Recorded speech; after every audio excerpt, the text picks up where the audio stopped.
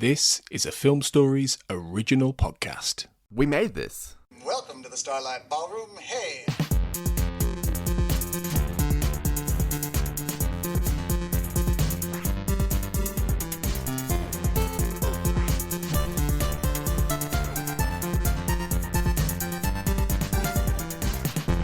Hello and welcome to Shipwrecked and Comatose, the podcast about Red Dwarf, here on the We Made This podcast network. My name is Mark Adams and I am your host for this fifth of the 7 weekly episodes on the Smegazine. Daily. Yeah, they're daily. Yeah, I'm not going to edit that either. Cool. They're daily. Go with it. With me at this time, unsurprisingly, is Colin Jackson Bryan. Hello, Colin. You're right. And Carl Bryan. Hello, Carl. Hey, homeboys, let's posse. Good. I'm glad you did that. Yeah, so I can't be bothered with a massive introduction this time. Last episode's was really fucking long. So shall we talk about Smegazine episode 12? I think we should speak about Smegazine issue 12, yes. Yeah.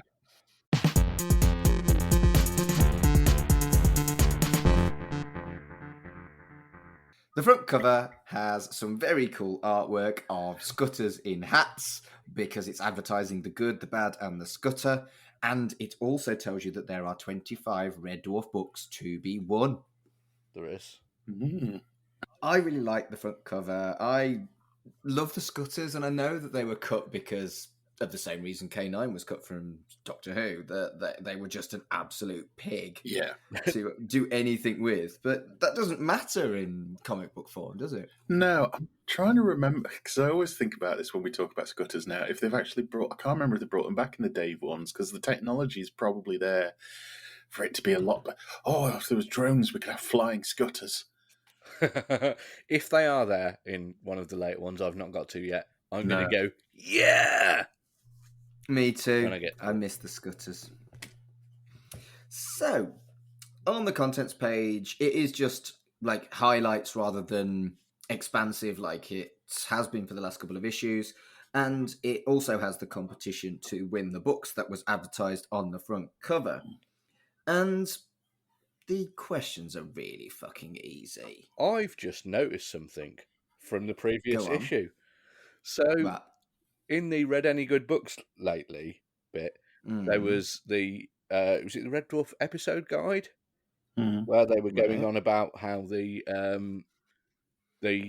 episode guides were really, really crap.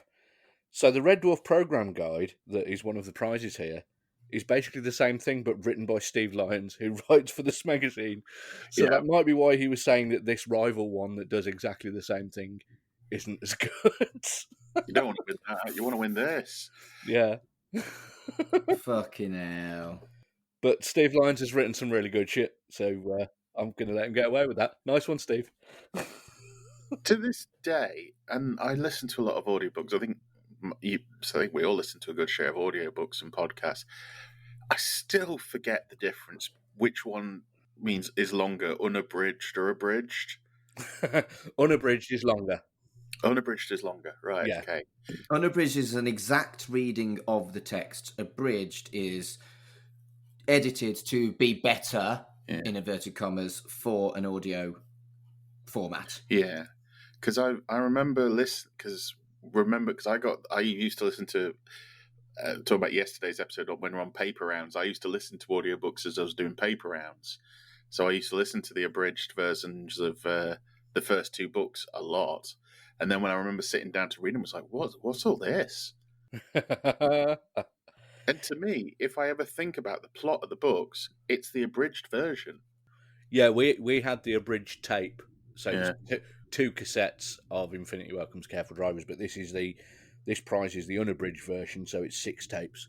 Yeah. So that means they basically cut it down to a third of the book.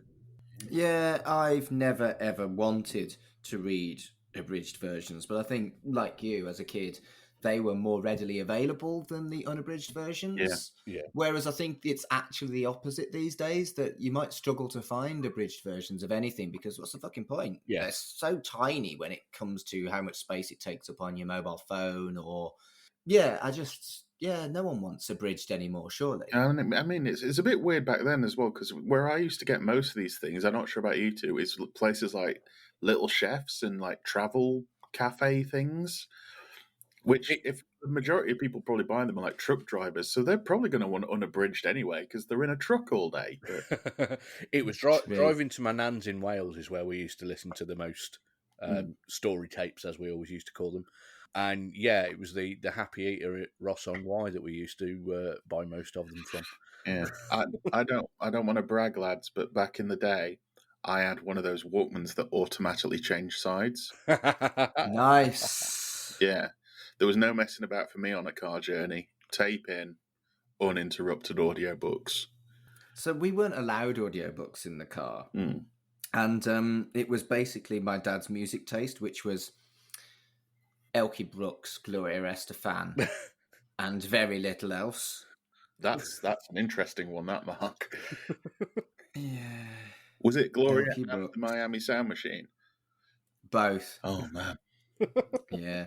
He did have more than one Gloria Estefan tape. He had Cut Both Ways, Into the Light, the Spanish cover versions one, and another one. It's good to see it's not burnt into your psyche at all, Mark, many years later. It cuts both ways. Your love is like a knife. It cuts both ways. Don't. Moving on. Most knives only have a sharpened bit on one side of the blade. Not in Gloria Estefan's kitchen, they don't. That would be more like a dagger, wouldn't it? Anyway. That doesn't fit the song. It's very dangerous in Miami. I've completely lost track. We're on the contents page, Mark. Are we still on the contents page? Right. Jake Bullitt and the Case of the Cashed-In Contestant Part 3 is the next thing. It's a straight-ass continuation of the 2-pager that they've set up. And, yeah, I really like this. I still really like this. It's like a Miriam's photo casebook on drugs. In the terms of the very realistic, what looks like it's a photograph with Photoshop layers over the top, or it's been drawn on. I think at that point it's probably drawn on. It's probably not digital. Yeah. In 92. Yeah, the artwork, as I've said on both of the previous times, it's utterly brilliant. I did a bit of research into the artist because I'd already done a couple like that on the last one, so I thought I'd save this for this one. It's Carl Flint, who used to do a lot of illustrations for Enemy. Oh, so okay, that's very much your wheelhouse. It is. It was a little bit before I was reading Enemy. It was sort of late 80s to about 95-ish. But I had a look on his website, and there's a PJ Harvey picture that I definitely have seen around over the years. I'm sure I've seen it on a T-shirt at some point. But since then, he's done a lot of work on. He does a lot of storyboards, and his website's got loads of adverts that he's done storyboards for. But it also mentions that he's done storyboarding for Ridley Scott, which is pretty impressive. Damn. Yeah. Also, you've got Jake Bullitt's opening line in this episode. Dr. Hall, do you believe in life-threatening danger on a first date? Which is it's a good line. I like it. It is a good line. The other thing I like in this is that they utilise the metallic head element of the Jake Bullitt character that was kind of done just originally to differentiate Bullitt from Crichton. But I like how they get this tiny little nuance and utilise it in the comic strip. I think that's brilliant. It's the kind of thing I love. I've got a load of audiobooks at the moment which are that kind of detective, hard-boiled, tell me where Rico is kind of thing. And this just falls into this, and it just works for me. He wants to see Vinnie Van Gogh. Vinnie Van Gogh, sorry, not Van Gogh. No. And it's just names like that, like Jimmy the Bastard and things like that. I'm maintaining that Dr. Hall is probably somebody who works on the magazine. Could be. Yeah. I'm pretty sure that's going to be, or it's the artist's wife. Next up is news from the Dwarf, and the highlights are confirmation that Dwayne and a new director are part of Series 6, and also that there will be no Hattie. Craig has been busy and has a breakfast show. Danny John Jules is recording a record. Wonder what that could be. Well, no, it specifically says that it won't be tongue-tied. It says the recording won't include that or any other song from Red Dwarf. Yeah, it will. It was tongue-tied when he eventually got Was it tongue-tied? That's yeah. It's I like this kind of, it sprinkles hints as to what's to come. Yeah. Because it mentions like, we're looking for a new director. We didn't get the International Emmy this year. We lost to Drop the Dead Donkey. And then, of course, next year, they get Andy D'Emony. They win the International Emmy for Gunman of the Apocalypse. Yeah. It's just, now knowing what we know, you're looking at like, oh, next year they're actually going to win. The idea of Craig Charles getting up in the morning for a breakfast show, it just seems really wrong as well. Like, I can't think he can do it. It's something that's not that memorable either. So I don't remember him doing a breakfast show, so we might not have managed it. It was Kiss FM, which I think at the time was only in London. Yeah. So I don't think we'd have been able to pick it up anyway. I'm surprised that the Americans actually liked Drop the Dead Donkey. It's a very, very British show. I thought I don't think it has as much of a cross-Atlantic appeal as... Well, particularly as it was all, they used to script it the week it was broadcast. And there was a lot in it about news in the UK that week. Because I've gone back and watched old episodes of it, and there's a lot of jokes in it that you don't get anymore because you haven't got the context of what's going on. Obviously, if there's Robert Maxwell jokes, I'm still absolutely fine with that. Absolutely. But yeah, there's still a lot of it that is very funny. It's a worthy programme to beat them because it was absolutely brilliant. Yeah. I know a big thing at the moment, as we're recording, is the privatisation of Channel 4, or the possible privatisation of Channel 4. But one of the things I think that they've done so well over the years is comedy. Yeah, absolutely.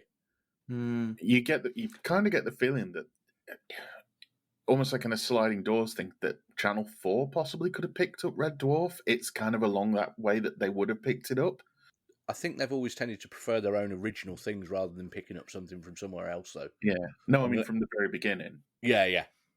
But, and that all four for comedy stuff's really, really good streaming service. Absolutely.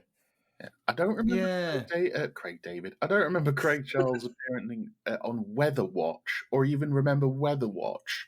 So it mentions that in the same sentence as Ghost Watch. So I did wonder if Weather Watch was him presenting the weather and then them making out that there's a really bad storm. And for years, people asked if it was real or not. Yeah. The other thing that I really liked on this was that there was a chance to be in the audience. And oh my goodness, I would have cut a bitch to get a seat in the audience. And it was in Birmingham. Well, no, it wasn't filmed in Birmingham. That was just the address to write to. 9 Crandall Place in Edgbaston, which is about 2 miles away from where I am now, and it's a residential street. So it was just someone's house, that PR company was. Fucking hell. Yeah, you just sent an SAE, stamped addressed envelope for anybody that doesn't know, just for a reply. And they were filming, recording dates penciled in for the 6 Saturdays from February 20th to March the 27th, 1993 inclusive. But this could change. Yeah. Another thing they mentioned is that Grant Naylor are working on a magazine show called Big Crunch. Yes. And when I saw that, I was like, did I watch that? Because that's probably something I'd have watched as a kid. But I can't remember it. I'm guessing because this is near the fallout, or maybe a bit before the fallout, that's why it didn't happen. But possible. Yeah. I was trying to remember if it actually did occur, because the name rings a bell, but that could have been just for something else. Like, just makes me think of One Big Crunch, which is an interlude track on White Zombie's Le Sexorcisto Devil Music Volume 1, which is a fantastic album. It's not as good as Astro Creep 2000 Songs of Love, Destruction, and Other Synthetic Delusions of the Electric Head, obviously, but it's still almost as good. Yeah. Brilliant. I love his version of Brick House that he did with Lionel Richie. That is pretty good. Yeah. This is not a Rob Zombie podcast. Yeah. That did sound like Rob Zombie, though. He's here. If he was, I would do a sex week. Anyway, Rob Zombie is hot. Like, look at him. okay. He would. Oh, He's about to ruin wow. monsters. Moving on. Yeah. Next up is the Ed Bye interview. And for me, as fascinating and interesting and brilliant as this was, 2 pages before they even discussed Red Dwarf at all felt a little bit naughty. I liked that. Yeah. I liked him talking about how he got his break doing like hidden camera shows and stuff like that. And Yeah, I mean, I like the bit right in the very intro where they hint that the Smegazine had a lot of resistance from the BBC receptionist to even get in there to interview him. And then, he's talking about filming the detectives with Jasper Carrot and Robert Powell, which I never quite worked out why, but there was a signed photo in my local chip shop of both of them filming the detectives at some point. So I don't know if they'd maybe filmed an episode near to where I lived, possibly. Obviously, Jasper Carrot's from Birmingham, so it wasn't very far away. So, yeah. I need to watch that. I loved Jasper. I still do love Jasper Carrot. Oh yeah, Canned Carrot was great. Yeah, a lot of it's on YouTube, but I've managed to collect a lot of the albums over the years, because he used to do. Obviously, it's the same now. It's like a comedian will do a special, every year or so. And that Jasper Carrot did that a lot, and I've got a lot of them. And yeah, I mean, we were looking at a potential special because we were talking about how Chris Barry's in the live show he used to do every weekend. Is he? Chris Barry's like one of the early people in that. Grant and Naylor wrote for him as well. I knew they'd written for him. Yeah, but there's a couple of episodes knocking around on YouTube. So, but I found them and then I lost them, so I think they got taken down. But fair enough. My favourite bit in this interview, though, is where he was talking about working on Girls on Top, which was a programme that Ruby Wax was on, saying that Ruby Wax was difficult and wanted me thrown off the show. Fortunately, I married her, so that problem went away. Also, I love any interview where Filthy Rich and Cat Flap gets a name check. I had the videos of Filthy Rich and Cat Flap, and I've watched it more and actually like it more than the young ones, which is a slightly controversial thing to say. I love the young ones. Yeah. I've never seen Filthy Rich and Cat Flap. I should probably rectify that. However, and this is a controversial opinion, I never liked Bottom. What? Bottom is better than both of those It's things. not better than the young ones in any fucking way. Oh, it's the best. The young ones is just kind of there and watchable. I haven't seen Filthy Rich and Cat Flap. The young ones is absolute fucking genius. Bottom is hilarious. Is it though? I love a bit of slapstick. Anyway, we're not talking about Bottom. That chance to be a fine thing, lol. There we go. On this caption competition then. Oh, well, it was shite, wasn't it? The winning gag was a fucking David Mellor joke, and it's 6 months after they set the competition. What the fuck? Probably had to wait that long to get any. They're like, if we got to go with these, let's wait and see if we get any that aren't shite. Putting it into perspective, right? That's as long as we took between recording the Smegazine episode. That's fair. So maybe back on a David Mellor joke, though, Mark. True. No, just a Robert Maxwell one. Yeah. The other half of that page is the only ad in the entire Smegazine, and it is for the Red Dwarf fan club. There isn't even a Superman or a Judge Dredd advert in this issue. Well, should we describe what the actual picture is? Well, it's recycled from an earlier issue. Yeah. Because it was on a quiz a couple of issues ago, this picture. It's a gentleman in a cagoule with Spock ears, a moustache, fishnet tights, a Smeghead t-shirt, a bra, and he's holding a pair of flares in his hands saying, I'm not going to wear these, what do you think I am, a pervert?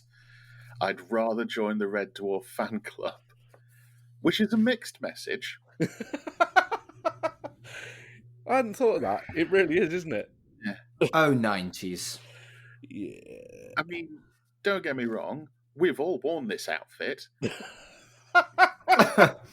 but Not the Spock ears. I wouldn't wear fucking Spock ears. Kurt might have. Yeah. But we were talking about in the last episode how, they weren't going to sell you a copy of the magazine because there's, the word sex on the front cover and Chris Barry's shirtless getting his knickers rubbed. Nipple.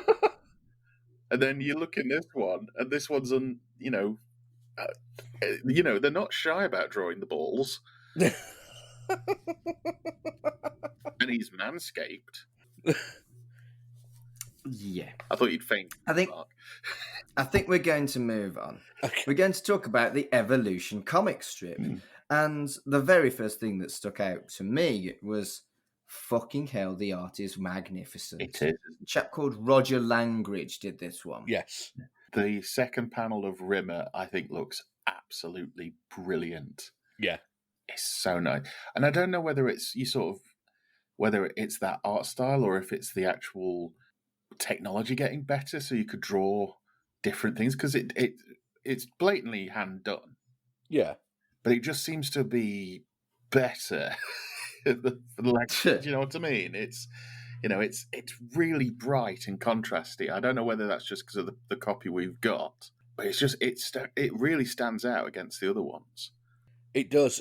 Roger Langridge wrote for Judge Dredd a fair bit around this sort of time. Actually, no, I think most of his Judge Dredd stuff was later, in 96-ish. He'd also written for some like Hellboy spin-offs later on and things like that. Yeah. And some Star Wars comics, but this is mostly later on. Yeah. It's a real like little melting pot of artists just before or working on the side of them doing their bigger thing. Yeah.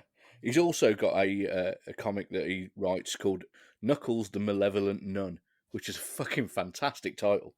I need to look that up. Yeah. I'd read Knuckles the Malevolent Nun. Yeah. So, yeah.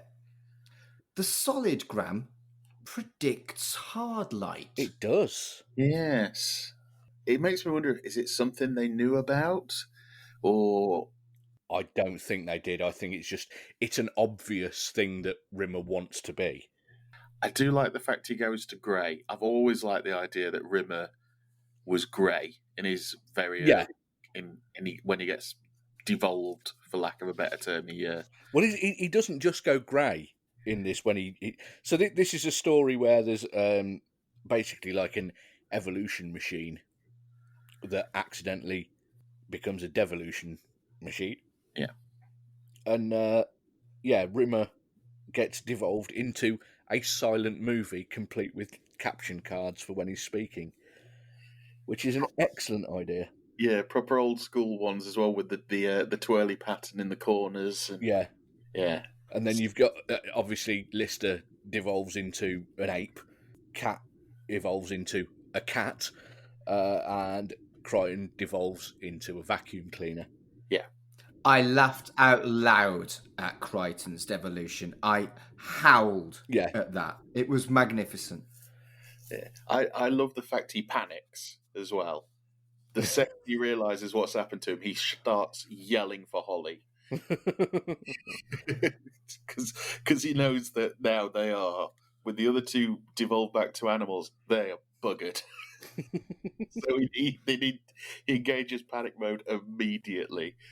The one question I do have is, as this is an official Red Dwarf product, does this mean it's canon? And is there still an evolved pig in stasis on Red Dwarf?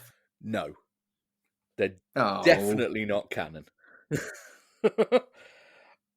It'd be cool if it was, but no, the comic, it's a different universe. I think they mention this somewhere else in this issue, where it talks about the different universes between the books and the series. This is a third universe.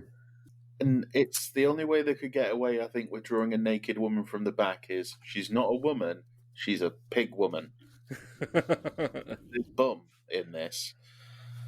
With a curly tail. Curly tail. Yeah. But no, I loved it. I thought it was wonderful. I genuinely laughed out loud, sat on my own, reading a computer screen version of a magazine, I howled with laughter. It was wonderful. Absolutely wonderful. I like the fact that as soon as they realise that she's now an evolved woman, Lister immediately tries it on, and she tells him to get stuffed because he was going to eat her. Because she was evolved from his bacon sandwich. Yeah. And she immediately locks herself into stasis, which I think is hilarious. It's just like, she knows automatically what a stasis booth is, locked herself in it, until pig kind evolves until her level of intelligence. Can you imagine one of the Dave series, all of a sudden out of nowhere, a stasis booth opens and this pig woman gets out? I'd love it. That would be a little bit of a deep cut. Yeah. There aren't going to be many people that are going to get that reference, because even I wasn't still reading this magazine at this point, thanks to the bloody cover of the previous issue. Have you got a bit of a bee in your bonnet about that one? It's fucking annoying, man. I hadn't started reading Kerrang yet. I was devoid of magazines for a while. I'm wondering now, did young Colin, because you said that you ended up taking a job with them as the paper, and were you trying to get in and take them apart from the inside? No, I just wanted to earn £1.80 a week. My God. Fucking hell. It was quite a small paper round, but... Yeah. £1.80? £1.80, which I then used to spend on Kerrang, usually. That was about... From his shop? I think, yeah. So basically, I used to get paid in Kerrang and a chocolate bar or two. Paid in Kerrang. Chocolate bar for $1.80. It's worth it. I got a podcast out of it. Oh, yeah. True. Next up is an article on Cyberzone. And we've covered Cyberzone. And this article very much makes it look much better than Cyberzone was. I have not yet listened to our episode on Cyberzone because I didn't think I watched it ever. But I read this article yesterday and then thought, I'm going to find Cyberzone and watch an episode on YouTube. So I found one and watched it, and I definitely remember it. So I've already downloaded the episode, so I'm going to listen to it and see what you guys thought. It was dated. Yeah. The fact that in the first couple of paragraphs it mentions that Mel Bibby's there. I believe I say this on the Cyberzone episode when I was like, I'm sure that's Mel Bibby in the audience. It was. But it has to be. The crew with the audience. The bit that was kind of weird for me is they talk about that there's a bit they hand out sheets to the audience to do certain chants. Yes. But they're all like 1 word or 2 word chants. Yes, I remember them all shouting bot, bot, bot. Yeah. Which amused me in a very childish way. But they'd asked the audience to dress weird, and some of them hadn't dressed weird enough, so they went to the stores to get them some costumes and got them the fucking costumes from Hollow Ship to wear. Nice. That's awesome. That is pretty awesome. It does have some quite fair criticisms about VR, but it does feel like it was pushing this program as being cutting edge and really edgy. And Craig Charles's enthusiasm is great. And that reflected in Cyberzone itself. It's just a shame that it was cack. It was cutting edge at the time, though, wasn't it? It's just 30 years later. Yeah, I mean, when we watched it, we talk about the how slow the actual VR is with what happens in it, and in this, they're doing 2 episodes a day. It's like, God, that sounds long. Do you know what? It didn't seem that slow when I was watching it, but that's because I started watching it about 10:30 last night when I had the idea to watch it. So I changed the speed on YouTube to double speed. God, for fuck's sake. Yeah. I haven't got time for all that, watching things at the proper speed and listening to podcasts at the proper speed. I don't know. I genuinely don't know how you do it. Genuinely don't. I've got some podcasts up to 3 times speed now. I never do that. I should do, really. I've got a lot to listen to.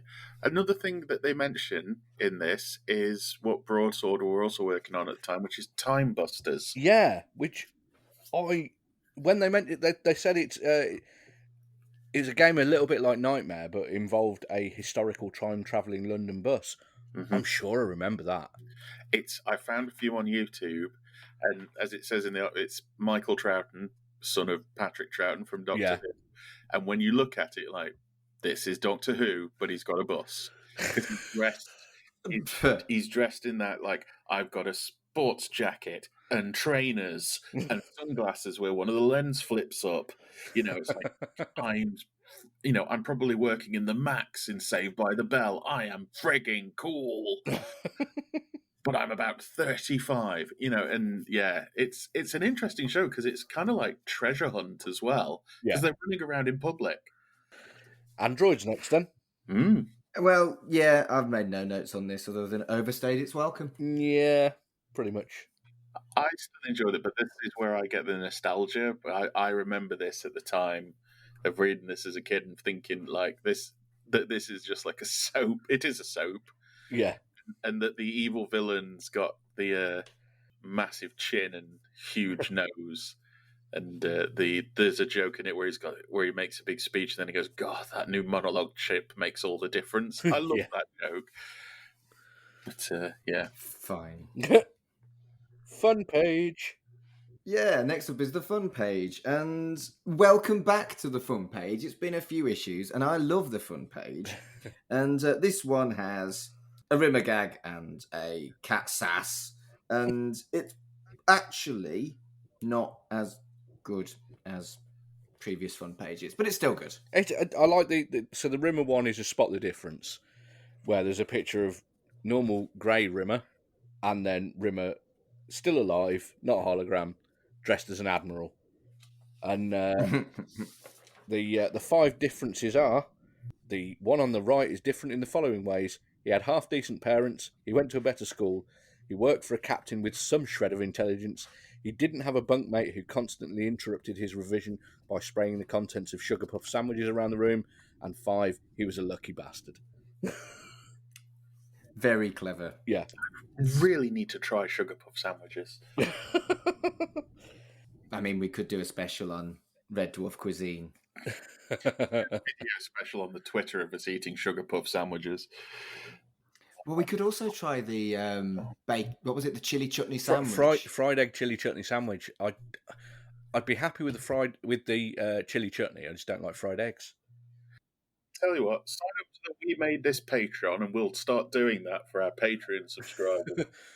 What was the one with the? Are you going to talk about the surprise? Peach surprise. Peach surprise. Hollowed out peach full of vindaloo curry sauce. This is such a bad idea. I might give that one a miss. My immediate thought, this is how I die. Next up is Purple Alert, which is an A to Z list of perils in space by Holly in character. And, I mean, it's been a while since we've done Smegazines, but could have sworn there was something very similar to this in a previous issue. I think that there's been similar sort of things, but I really enjoyed this bit. I thought it was really good. I think Steve Lyons does a really good job of writing in Holly's voice in particular. I mean, this could easily have seemed like a filler article, but I don't think it did. Yeah, it kind of shows an understanding of lore as well when you talk about simoons and quasars, and all that kind of stuff. It does also show Steve Lyons is a pretty big Holly fan, because I think Holly turns up more than anyone else in terms of original content. Because I mean, straight after this is the holograms. Yes. Yeah, so for me, yes, I did like this article. Yeah. However, I felt that the deep references were so deep that it could have been considered a bit gatekeepy. I'm not sure whether that's actually a problem in the Red Dwarf Smegazine, but... That's the thing. You're not going to really get casual fans buying the Red Dwarf Smegazine. True. It was for... And remember how much fucking absolute nerds we were for it at the time. Mm. We lived and fucking breathed it. And, True. this magazine was made by fans for fans. And that's absolutely... I don't think that's particularly gatekeepery. If it was an article in a mainstream magazine like Starburst or SFX or something like that, and it had all of the references that other people wouldn't get, that's when it would become gatekeepery. But this is in the fan space. Do you know what? I'll buy that for $1. I think you're right, Colin. We're already inside the gate. Yeah, I suppose so. Yeah, okay, fair. I do like the illustration of Mr. Flibble. I love all the art, actually. Little Jimmy Osmond does look like Problem Child, if you remember the film Problem Child. Fucking hell, Carl. He does. I didn't say you didn't. I just said fucking hell, Carl. Only you. I also really like that, very much in character for Holly, she's completely running out of ideas at the end of things that she can put in for the A to Z. So there's xenophobic simulants, Yankee Doodle Dandy, and zoos. I mean, they're self-explanatory, aren't they, zoos? Yeah. Next up is holograms, and I remember I pointed out that there was a missing month, and that's actually addressed in the holograms. I'm glad you remembered that, because my notes say, did we notice that issues 9 and 10 were both November? I think we did. We missed one. I don't think we noticed that it was both November, but I think what we did was we noticed that there was a missing month. So, yeah, I'm not going crazy after all. Yeah, you are. Well, not for that reason. I also very much like the fact that somebody had noticed, which we hadn't noticed, that in issue 9 there's a special thanks to They Might Be Giants, and they explain that just so happens that 75% of the staff working on this magazine are declared They Might Be Giants fans, so they must provide some inspiration to our fevered brains. That's good. I like They Might Be Giants. They're fucking fantastic. Were they the ones that did I Would Walk 500 Miles? No, they fucking weren't. That was the Proclaimers. No, Mark. Then were They Might Be Giants? They did Birdhouse in Your Soul was their biggest hit in the UK, but it's quite similar then. Oh, God, Mark. they also did the Malcolm in the Middle theme tune. You're Not the Boss of Me. Did they? Yes. I never watched that. It's quite good. But yeah, they Might Be Giants are brilliant.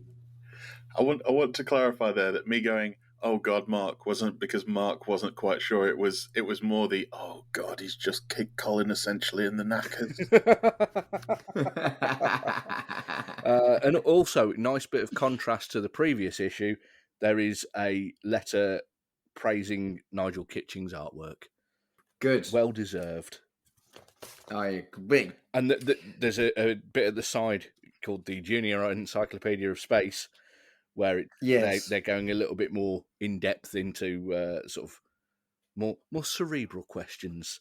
And this is where the bit that I was talking about earlier with the book universe and the TV universe comes in, which that's quite early for something like that to be explained.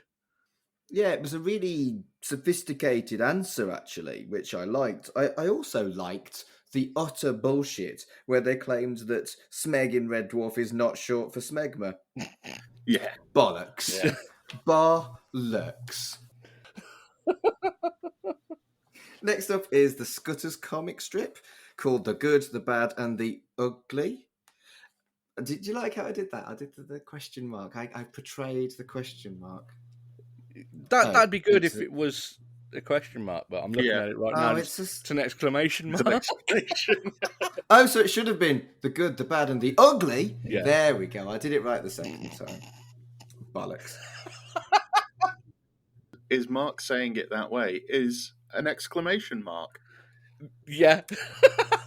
Oh dear. It's like Ron Burgundy reading the news. God, I want a drum put in this episode. You can edit if you want. No. There we go. So it's narrated with rhyming panels, and it's got the polymorph in it. What's not to love? Did anybody immediately think? Because I had to double check what month this came out in on the front. Did anyone else think it was like the night before Christmas? It's got a similar sort of cadence in the in like similar sort of rhythm to the words. Yeah, I think it's a reference to the Rupert the Bear And Yes, I was thinking that because I had quite a few Rupert books as a kid, and were they all in rhyme? I know they were definitely the format where it's a picture and a paragraph underneath. I don't remember them being in rhyme, but yeah, they definitely had this style because this is how comics books. This is how comic books were before Yeah. the Americanization, I want to say, of it. I haven't read it in a very long time, but there's a very good book called The 10-Cent Curse. Okay. And it's all about how the sort of infiltration of comic books during the Second World War and kind of where it went from there. Or 10-Cent Plague, sorry. I believe it's an Audible, if anybody's got Audible. And yeah, it's a very good read about comics and the kind of the actual history of the publication and the style. And I like the artwork in this one. Again, it's Rob Sharp is the artist, and I did a bit of research on that. But if you just search for Rob Sharp comics, there's a guy called Rob Sharp who's part of the Sharp Brothers, who've done a lot of work for Disney, and it's not that Rob Sharp. Right. This is a different Rob Sharp who wrote for the British Batman Monthly comic. Was his main sort of credit. See, this is the thing, right? Back in the 90s, obviously you had 2000 AD, which is very British. Yeah. But you also had, I mean, there was a Marvel UK back then. It's kind of fizzled out a bit now. But also you had a big one for me was the Transformers UK strip. Yeah. Which actually carried on a different continuity from the Americans. Okay. And I used to have a collection of them, which is probably where I keep thinking about doing the Red Dwarf collection. But some of the British strips were so well written. Like the art was good, but the actual scripts and the stories, and there was a slight more of a grittiness to it that I remember as a kid just being like, "This is different."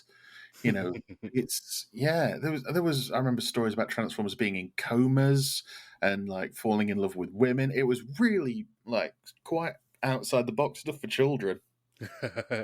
See, I never really read much of the Transformers comics. I obviously used to play with the toys and watch Transformers the movie. But there's a guy I used to play a lot of gigs with years ago in Tamworth who now lives in Derby, who's a Transformers YouTuber, a guy called Thew. Oh, Thew. I know Thew. Do you know Thew? Awesome. Yeah. He used to play drums in a load of bands that I used to gig with years ago. And I don't know Thew. Well, Thew does basically sort of Transformers like unboxing videos and reviews and stuff. But he also every now and again does a video called Knockoff Beatdown, where he gets all like the really crap bootleg versions, like the Postman Pat Transformer and stuff like that, and does a little bit of a review and then smashes them to pieces or blows them up and stuff like that. And they're very, very entertaining. Yeah, he came when I had a radio show back in the day when one of the Transformers, might have been the first Transformers movie, came out, and Thew came on because he was the biggest Transformers expert I could think of. Yeah, but yeah, he does very well for himself. Yeah, he does. It was recently referenced in an actual Transformers cartoon, I believe. Yeah, his name was in there's the Transformers writing code type thing, and his name was written in it. Which is cool. Lovely chap as well. Yes. Yeah. That's pretty mad that you know someone like a famous YouTuber. Yeah. Did you know that Shipwrecked and Comatose is on YouTube? I did, because most of the podcasts on the network are on YouTube, apart from my other ones because they've got music in it. Anyway. Yeah, so if you look hard enough, you can find Shipwrecked and Comatose on YouTube, but you can't see us, it's just the audio. No, and we've never really promoted it, but yeah, apparently we're on YouTube as part of the network thing.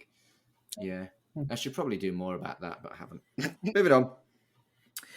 Do Not Touch is an article on the history of the hologram, and it confirms what we already knew, that black and white was too expensive in the show and that the H on the forehead is cheap. Yeah. And what I didn't expect was a massive, massive dig at the culture of expensive covers on 90s comics. I was a victim of that. The amount of pretty covers of American Marvel comics that I had to pay double, triple the money for. Because they got a hologrammy cover. Yeah, and that culture's pretty much died completely subsequently. But it made me smile that they had a dig at something that really irritated me at the time that this comic book came out. Yeah.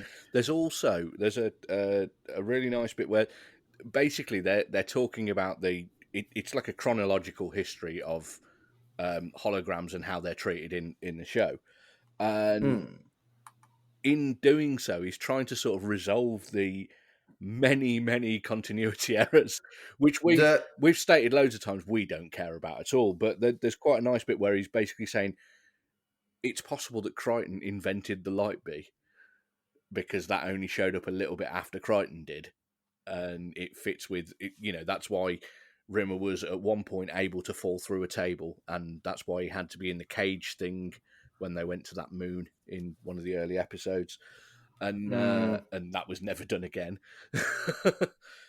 And I like it when they come up with quite good ideas like that. So yeah, that's cool. It's that thing of, like we say, we're all fans, so we let a lot of things slide.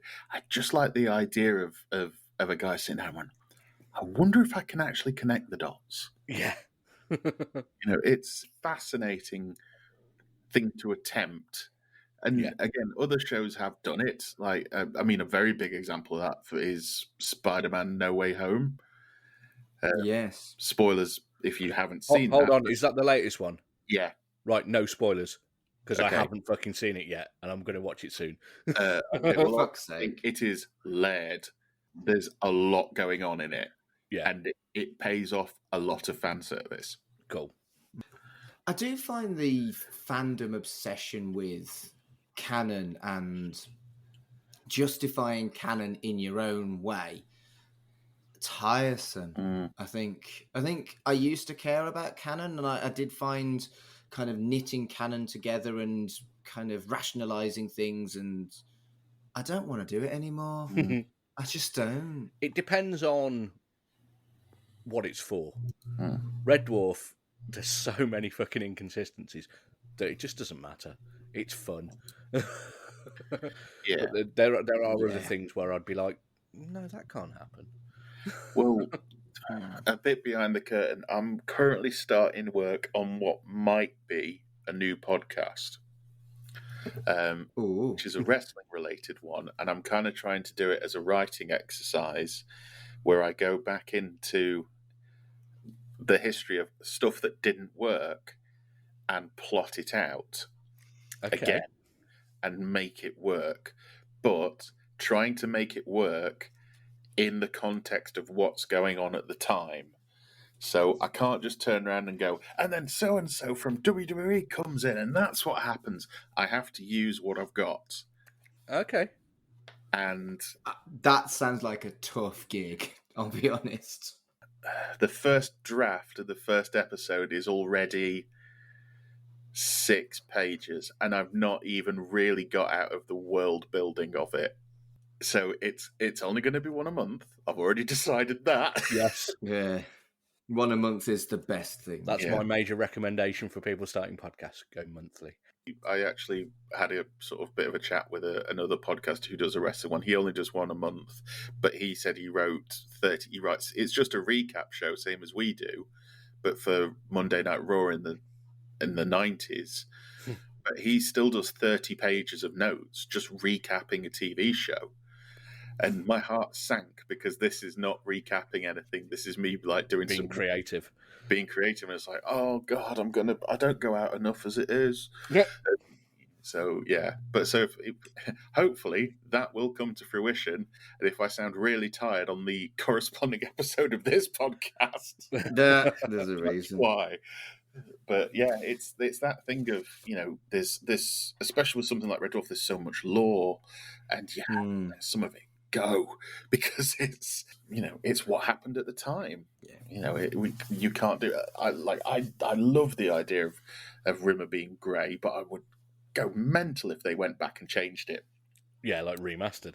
Yeah. Let's not. Moving on. Is read any good books lately? And bizarrely, it's mostly harmless. Why is that bizarrely? Was it actually released in 1992? Yes. Yeah.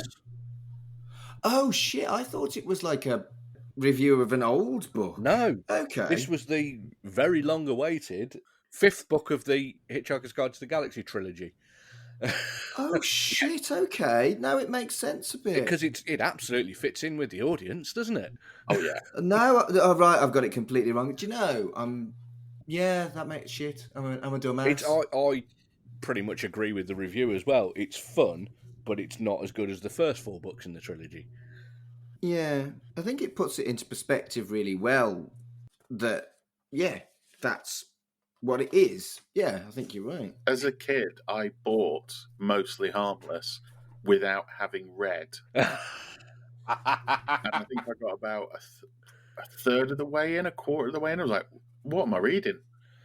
Because, again, the lore's so dense. I was like, what am I doing? It was only years later when I started to get into the radio adaptations. Yeah. Which I still believe, to be honest, is the best way to take in the Hitchhiker's Guide to the Galaxy. I love the books, but the radio is it's the original version. Yeah. And the theme tune is magnificent. Yes, it is. It's the only good song by the Eagles. Oh, is it the Eagles? It's the Eagles. There is also there was a compilation mixtape that came out in 2012, I believe it was, called Nerdcore Now, which was a load of nerd-influenced hip-hop. Oh, I love it. There's an artist called Klopf and Pop who put out a track called Don't Panic, which is using that as the backing, and then it's rap based on Hitchhiker's Guide to the Galaxy, and it is utterly magnificent. Yeah. I listened to a fair bit of nerdcore back in the day, and there's a couple of artists I still listen to now. Yeah. It was very much a passing thing, but there was some genuinely talented writers come out of there. 2 that spring to mind is MC Frontalot, who invented the genre pretty much. But he's just a fantastic MC and writer. Yeah. And a guy called Schaefer the Dark Lord. Yeah. Who tends to write more horror-based stuff, but it's brilliant. Yeah. I've never even heard of nerdcore, but maybe I should listen to some. Have a listen to Don't Panic by Klopf and Pop. I'll send you a link later. It's brilliant. Okay. And we'll share that link on the socials as well. Yeah. Yeah. Next up is another comic strip, or it's a sad advertisement, which is like a satire of cheesy detergent ads. And it's fun, but is the gag a bit tired? I like that we get to see the Smeg hammer. True. I like the ending, how it turns fast. Yes. It kind of made me think like this was a bit of a weird precursor to Crikey TV, where he's breaking the fourth wall, isn't he? And he's talking to us to get us to buy new Smego. Yeah. Well, he did that in the Smeg Ups and Smeg Outs as well, though, didn't he?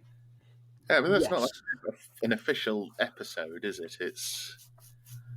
But this kind of feels like a bit of precursor. The fact that Lister cries. he's cleaned his sentimental T-shirt that he's never washed before. So he wore it at his last gig. Chansky threw coffee over him. It was signed by all the London Jets, and Crichton's just proved a point that this is a really good washing liquid. It's very Red Dwarf, isn't it? It is. And you see Lister's bum. You would have to wait until Captain Butler to see the real Lister's bum now. Captain Butler. Next up is the Talkie Toaster profile, and this was at least a pleasant surprise, and I like that it exists and that they bothered after they'd done all the other main cast to do this, and it's certainly my favourite of all the ones they've done. Yeah. Yeah, I laughed at it existing more than it actually being any good, but yeah, I'm kind of glad it exists. I wonder what the next issue will be, because I've not looked at it yet, whether we'll get a scutter or anything like Oh, that. I hope so. Yeah, I do like that the skills and hobbies are exactly the same. Yes. And finally, the pin-up is Rimmer Musketeers from Terraform, self-respect and confidence. And why? Why? Those costumes are some of my favourite costumes in the entire series. That is probably Howard Burden going, you put a picture of that sodding costume in the magazine. Look at it. It's beautiful. Do you know how much work that was? It's also possibly to appease that girl from the holograms in the last issue who was going on about Chris Barry. It's another picture of him.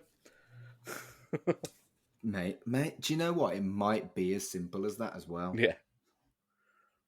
Okay, so we're at the end of the issue. Carl, what was your favourite of the issue?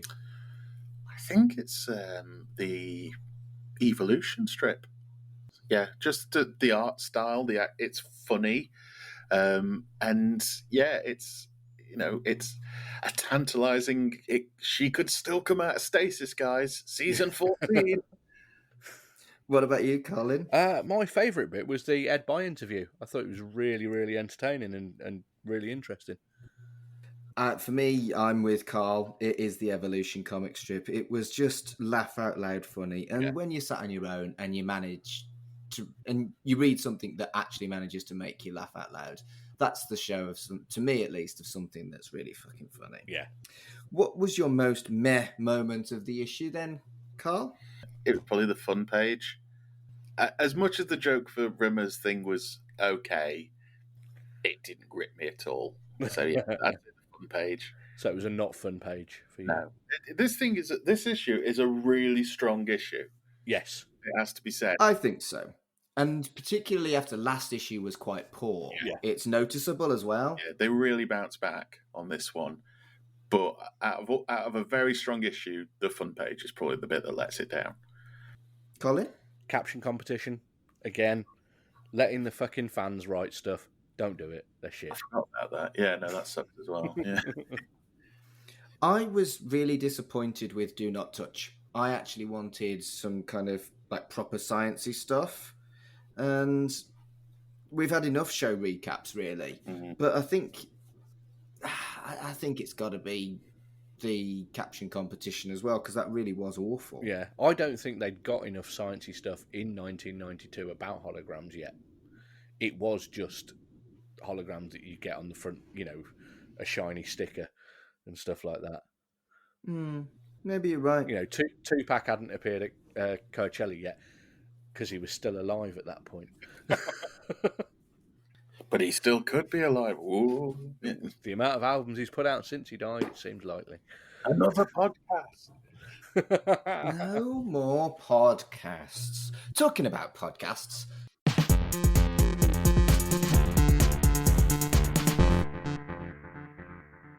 Colin, where can people find you on the internet? So I've got 2 other podcasts. Free with this month's issue, which is about old free magazine CDs like Kerrang, Metal Hammer, that kind of thing, Q, which you can find wherever you listen to this. Just search for Free with this month's issue. There's also We Dig Music, which is me and my friends Ian and Tracy arguing over what the best music was from various different years. And it's lots of fun. Carl, what about you, other than this exciting new wrestling podcast? Well, you can find me on Right in the Childhood, my show where I sit down with a guest and talk about What? I'm also, one that's just launched is Geek Polymath, where I sit down and interview someone about something. Stop this! There is one called Aunt Nell, where I talk about a language that was back in the day, even though I am actually not gay. What are you doing? Carl, I think you should bring back Life's Milestones. That was really good. I enjoyed that. Particularly the theme tune at the end. Life's Milestones. And there's so many ideas that I've got. And there's still a few to come out. So keep it peeled. On all my links, /Mr. Carl. Yeah.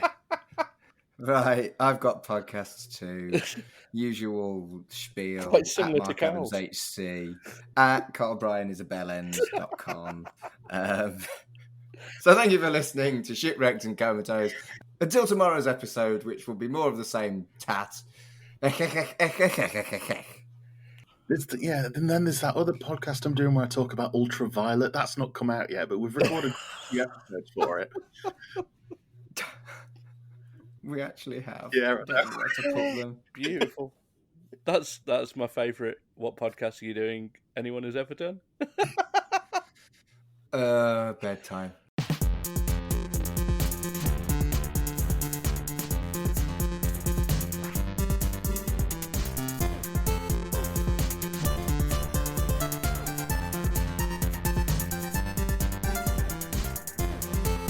Shipwrecked and Comatose, a Red Dwarf podcast, was created and produced by Mark Adams and Kurt North. You can find us on Twitter at Red Dwarf Pod, and we are part of the We Made This Podcast network, which can be found online at wemadethispod.com or on Twitter at We Made This Pod. Elsewhere on We Made This. We dig music. This is evidence enough that I was kind of scraping the bottom of the barrel. Particularly because your initial choice was from 1986. It was on a 1978 playlist. People that do year-based playlists need to calm the fuck down and check their facts. I mean, granted, I am a person that's done a year-based playlist and I need to calm down and check my fucking facts, which is fine, right? Yeah, that's fair. But, like... Or you can just do what I do and just say, no, it's a compilation album that's released in that year and I'm definitely going to do it. I can't do that because he... Yes, Chris Rea has a time machine. He released a compilation of his mid-80s tracks. But, earlier. The weird thing is, we switched this one out quite late on in our preparation for the last podcast, night. And it made fuck all difference to any of our notes. Dream Given Form, a Babylon 5 podcast. On a science fiction heavy TV series, I'm not sure how much you can push the boundaries that way. So I think it has to be in terms of storytelling, in character, in progressiveness, I think. And kind of looking back at Sense8, I think that's a good way of going forward. So what are your thoughts kind of around the idea of the CW network being a network to pick up the Babylon 5 reboots? I don't know whether it's the right one or not, in all honesty. And with the recent kind of announcement that CW is being sold, which is why the pilot script's not been picked up.